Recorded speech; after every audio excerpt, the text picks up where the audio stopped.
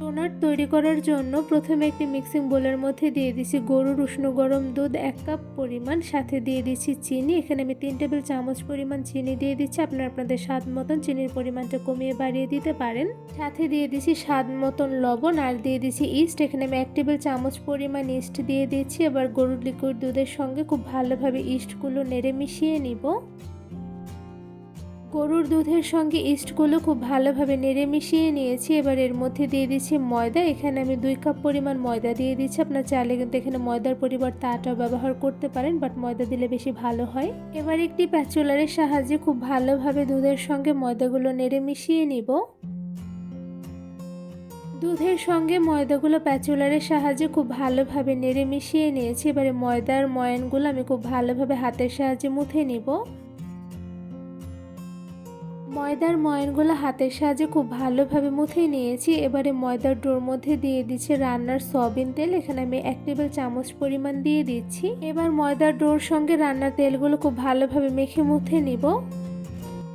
ময়দার ডোগুলো একটু বেশি সময় নিয়ে খুব ভালোভাবে মুথে নিতে হবে, এতে করে কিন্তু ভীষণ পরিমাণে সফট একটি ডো তৈরি হবে। তো এই পর্যায়ে দেখতেই পাচ্ছেন খুবই সফট করে একটি ডো তৈরি করে ফেলেছি। এবার এই ডোটা একটি ঢাকনা দিয়ে ঢেকে 20 মিনিটের মতন রেস্টে রেখে দিব।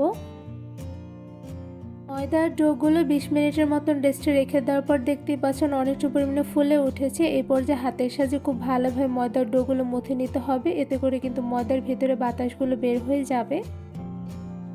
ময়দার ডোগুলো কিছুটা সময় নিয়ে খুব ভালোভাবে মুথে নিয়েছি। এবারে মুথে নেওয়া ডো থেকে আমি 5টার মতন ছোট সাইজের লিচি কেটে নিয়েছি। এবার একটি লিচি হাতে নিয়ে খুব ভালোভাবে লম্বা করে গোল শেপ করে নিব। এভাবে ময়দার ডোটা আমি লম্বা করে গোল শেপ করে নিচ্ছি। আশা করি আপনারা ভিডিওর মাধ্যমে দেখেই বুঝতে পারছেন। ময়দার ডোটা খুব ভালোভাবে একদম গোল শেপ করে নিয়েছি, দেখতে পাচ্ছেন পুরো পারফেক্ট হয়েছে। সবগুলো লিচি খুব ভালোভাবে গোল শেপ করে নিয়েছি। এবার লিচিগুলো আমি হাতের সাহায্যে একটু চাপ দিয়ে চ্যাপটা করে নিব।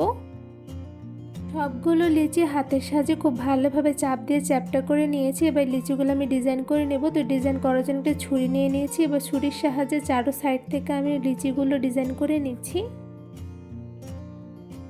চারো সাইড থেকে লিচিগুলো আমি খুব ভালোভাবে ছুরির সাহায্যে ডিজাইন করে নিচ্ছি। ডিজাইনগুলো করা কিন্তু খুবই সহজ, আর ডিজাইনটি কীভাবে করে নিচ্ছি আশা করি আপনারা ভিডিও দেখে বুঝতে পারছেন।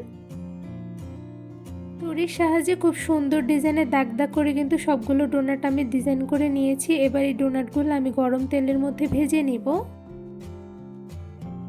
ডোনাট ভাজার জন্য প্রথমে একটি প্যানের মধ্যে দিয়ে দিচ্ছি রান্নার সয়াবিন তেল। এখানে আমি পরিমাণ অনুযায়ী তেল দিয়ে দিচ্ছি।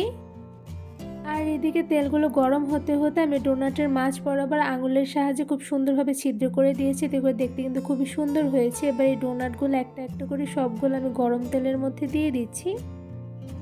চুলার আঁচ মিডিয়ামে রেখে ডোনাটগুলো কিছুক্ষণ ভেজে নিচ্ছে। তো এদিকে দেখতেই পাচ্ছেন নিচে কিন্তু খুব সুন্দর কালার চলে আসছে। তো এরপর আরও কিছুটা সময় নিয়ে চুলার আঁচ মিডিয়ামে রেখে আমি ডোনাটগুলো ভেজে নিব। একটি কাঁটা চামচের সাহায্যে আমি ডোনাটগুলো উল্টে নিচ্ছি। আর এদিকে দেখতেই পাচ্ছেন মাশাআল্লাহ খুব সুন্দর কালার কিন্তু চলে এসেছে। এই পর্যায়ে আমি ডোনাটগুলো উল্টে দিয়েছি। এবার আরও কিছুটা সময় নিয়ে ডোনাটগুলো আমি ভেজে নিব। চুলার আঁচ মিডিয়াম টু লোতে রেখে একটু বেশি সময় নিয়ে ডোনাটগুলো ভেজে নিতে হবে, এতে করে কিন্তু ডোনাটগুলো ভীষণ পরিমাণে ফুলকো হবে, সাথে ভিতর থেকে হবে নরম তুলতুলে। তো এই পর্যায়ে দেখতেই পাচ্ছি ডোনাটগুলোর দুই সাইডে কিন্তু খুব সুন্দর গোল্ডেন ব্রাউন কালার চলে এসেছে। এই পর্যায়ে কিন্তু ডোনাটগুলো খুব সুন্দরভাবে ভেজে নেওয়া হয়ে গিয়েছে। এবার একটা ছাঁকনির সাহায্যে ছেঁকে সবগুলো ডোনাট আমি একটা ঝুড়িতে তুলে নিব।